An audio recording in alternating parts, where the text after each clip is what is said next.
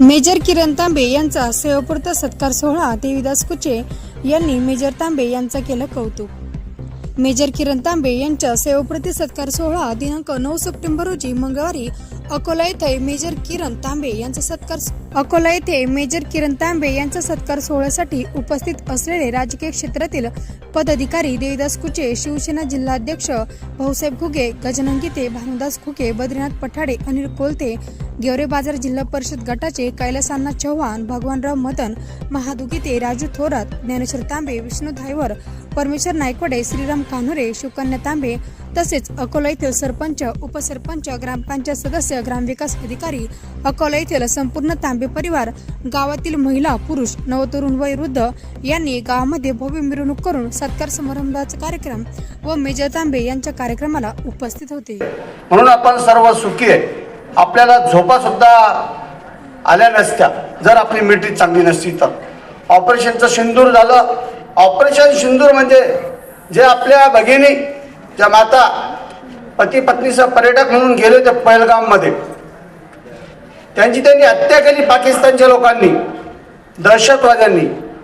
ज्या दहशतवाद्यांनी आपल्या बहिणींचं सिंदूर पुसलं त्याचा बदला म्हणून ज्या आपल्या भारताच्या सैनिकांनी पाकिस्तानमध्ये घुसून दहशतवाद्यांचे अड्डे उद्ध्वस्त केले आणि त्यांना नष्ट करण्याचं जे काम केलं, इतका जवाब जेव्हा हिंदुस्थानने पाकिस्तानला दिलं त्याचं नाव सिंदूर ऑपरेशन पडलं। अशा सिंदूर ऑपरेशन मध्ये ज्यांनी काम केलं, आर्मीचा सर्वोत्कृष्ट पुरस्कार आज आपल्या करण दादाला मिळाला असे। आणि त्यांनी 2004 मध्ये जॉईनिंग झाली।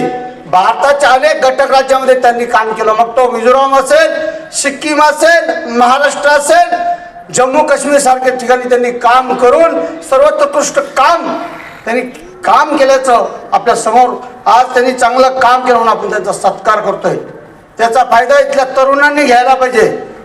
काय अडचण असेल त्यांनी करणदादाला भेटायला पाहिजे, त्यांनी विचारायला पाहिजे कसं आहे काय आहे। सैन्यामध्ये भरती व्हायला कोणी जात नाही, पण आज त्यांच्या आईवडिलांचं जेवढं तुम्ही कौतुक करताल तेवढं कमी। खरं सत्कार तर त्यांच्या आज आईवडिलांचा व्हायला पाहिजे आणि त्यांच्या पाठीमागे ज्यांनी पूर्ण गाडा चालवला अशा त्यांच्या पत्नी। फॅमिली त्याग, परिवाराचा त्याग हे सगळं ज्या लोकांमध्ये आहे तेच लोक ही लाईन पकडतात आर्मीची। तर मी तुम्हाला एवढंच सांगतो की फौजची नोकरीमध्ये मी 21-22 वर्ष नोकरी केली। माझा प्रवास एवढा हे राहिला, खडतर राहिला, म्हणजे फॅमिलीपासून एवढं कनेक्ट नव्हतं, पण माझी फॅमिली, स्वाती, आई वडील, गावातील जे मंडळी यांच्याशी मी कॉन्टॅक्टमध्ये राहायचो, कधी बी बोलायचो काय चाललं, कसं चाललं इकडे गावाकडं, ते सांगायचे ठीक आहे, म्हणजे हे मिळायचं, पोटेन्शियल मिळायचं की भाई नोकरी करायला काय काय हे असतं पुढं म्हणून। आणखीन सांगायचं ठरलं तर गावातील मंडळींनी, माझ्या सिस्टर, आईवडील यांनी सगळ्यांनी एवढं कार्यक्रमाचं अरेंजमेंट केलं, त्याच्यामुळं मी सगळ्यांचा आभार मानतो। आणि एवढा वेळात वेळ काढून माझी गावातून मिरवणूक काढली, एवढं प्रेम